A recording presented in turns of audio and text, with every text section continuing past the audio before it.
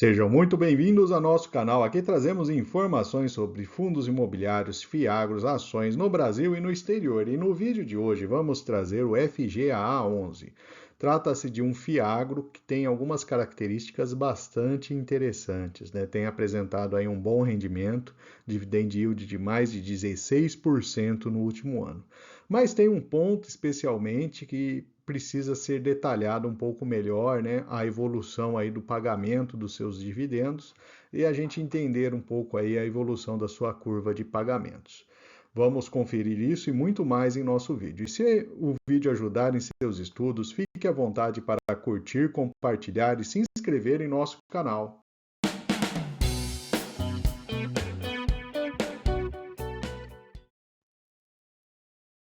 Vamos começando trazendo um destaque desse fundo, né? A característica dele, né? Ele começou ali em maio de 22 com 4.800 cotistas, né? E agora chegou a 44 mil, né? Então, praticamente multiplicou por 10 o número de cotistas, mostrando aí um interesse cada vez maior nesse fiagro.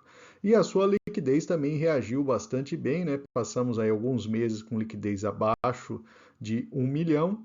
E o último mês aí chegou a uma liquidez média diária de 1.600.000 reais.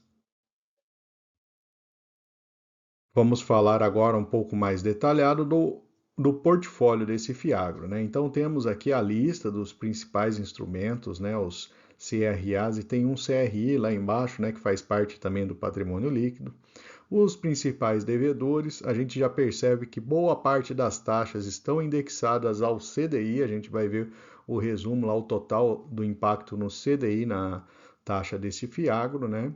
E alguns devedores, né, alguns instrumentos têm um rating ali bastante interessante. Trazendo aqui então os ativos alocados, né? Então a gente tem a distribuição entre os principais devedores, né? Então vamos falar das 5 maiores posições dentro do patrimônio líquido deste fiagro. A primeira delas, a Alcoeste, né, na cidade de Fernandópolis, é uma planta industrial com capacidade de 2,1 milhões de toneladas de cana. Então é uma usina, né, localizada aí no interior de São Paulo. Temos a usina WD em João Pinheiro, Minas Gerais, né, uma usina da década de 90, com uma capacidade de 2,5 milhões de toneladas de cana por safra. Temos também a Jales Machado, inclusive é uma empresa listada na B3, né, JALL3, né, voltada aí para a área de açúcar, etanol e energia. A quarta maior posição é a Ubifol, que é uma empresa, uma multinacional brasileira de 1985 que produz fertilizantes. Então, o foco aí é de fertilizantes, localizada em Uberaba, Minas Gerais. E a usina Sonora, localizada no estado de Mato Grosso do Sul, com a capacidade de 1,8 milhões de toneladas. Então, essas daqui são as 5 maiores posições. E um detalhe que vale a pena chamar a atenção, né? Esses 5 devedores respondem por 55% do patrimônio líquido do Fiagro. Então, uma participação muito relevante localizada aí nesses 5 maiores devedores. Portanto, como pudemos perceber nos principais devedores ali dos instrumentos do Fiagro, o grande foco ali é a indústria de açúcar e álcool. Então temos aqui as projeções para a safra 23/24, um aumento em 3,2% na moagem, açúcar um aumento de 3,7% e etanol 2,5%. Então tem aí em termos de capacidade de produção, né, um cenário ligeiramente positivo.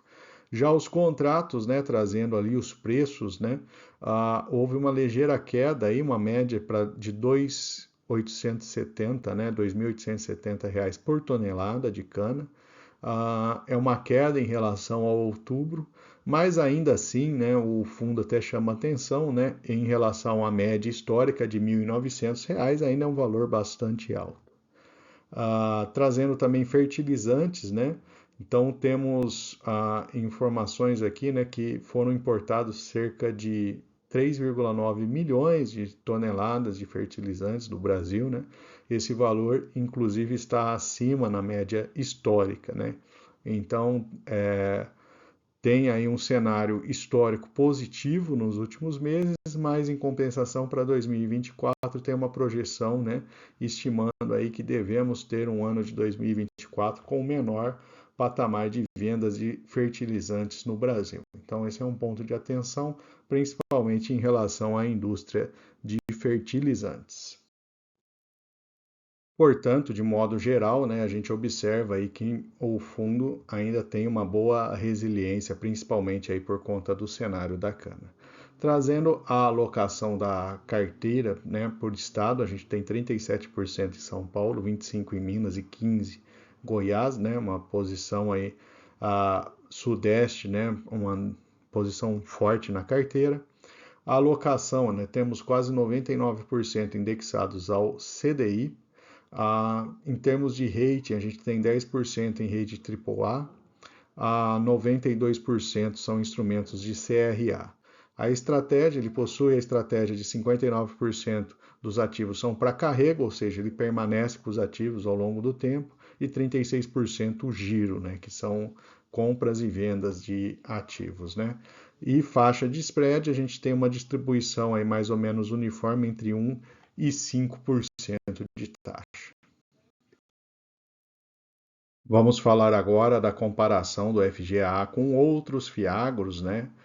Começando pelo dividend yield, 16,4%, mas fique com a gente vai detalhar um pouco melhor aí essa questão do dividend yield dele. A relação preço-valor patrimonial 0,97, está mais ou menos em média aí com outros fiagros, né? A liquidez de 1,7 milhões, uma boa liquidez, todos eles ali cresceram bastante em termos de liquidez nos últimos meses, 45 mil cotistas, 3,6% em caixa. E o patrimônio do FGA, em relação ao primeiro vídeo que fizemos sobre ele em nosso canal, cresceu bastante também, ele está em 400 milhões de reais. Sua taxa de administração é de 1,15, dentro do grupo aí das taxas mais altas que temos. Analisando o histórico de investimentos, a cota caiu tanto para quem investiu há 1 ou há 2 anos, mas em compensação, né, tivemos aí dividendos recebidos bastante razoáveis, né, e o investidor ficou com um resultado aí bem acima da inflação no período.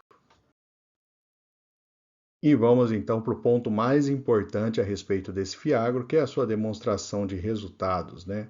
Tivemos ali receita de locação, né, na casa de 5,1 milhões de reais, né, receita de alocação, né, corrigindo, que são as receitas vindas desses instrumentos de dívida. E isso levou lá o fundo a distribuir 11 centavos por cota. Só que se a gente olhar um pouco antes ali, né, a gente tinha uma receita de alocação mais baixa, de 4,7 milhões, e uma receita de giros de papel que permitiam o Fiagro conseguir distribuir aí até 14 centavos por cota. Avançando um pouco mais ali, né, a gente observa em agosto que já não tinha mais essa receita de giro de papéis, né?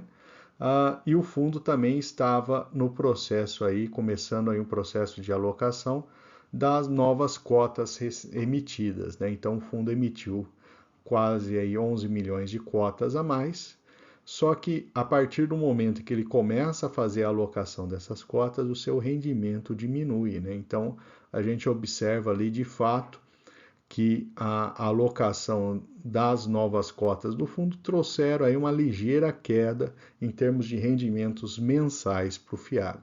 Então esse é um ponto de atenção bastante importante, que vale a pena aí o investidor acompanhar a evolução para os próximos meses ali, ver se já chegou num ponto mínimo, né?